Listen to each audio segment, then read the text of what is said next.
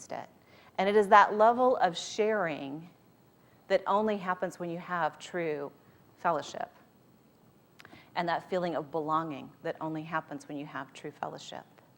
So that second element is that your fellowship will determine your level of success and how easily it comes to you. There were none of the success stories that I could find that indicated that the Lone Ranger was actually a success profile that was going to work,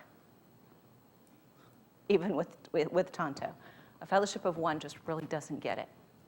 Everybody that I looked at had a fellowship of people that made it happen for them and with them. So who's got your back?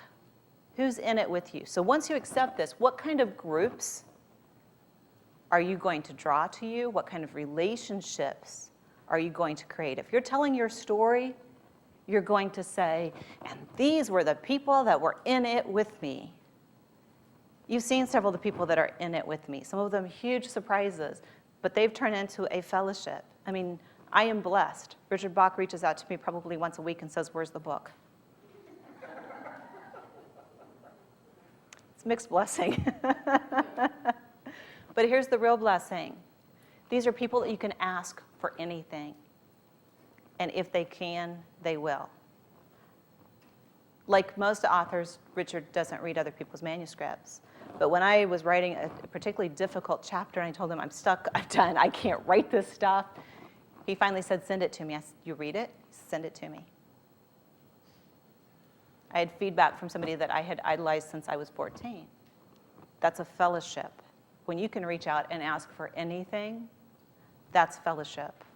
So start making notes. How are you going to build that fellowship? Not a loose network, not people that you're linked to on LinkedIn. While that is important, and you will develop some of your fellowship that start with casual relationships.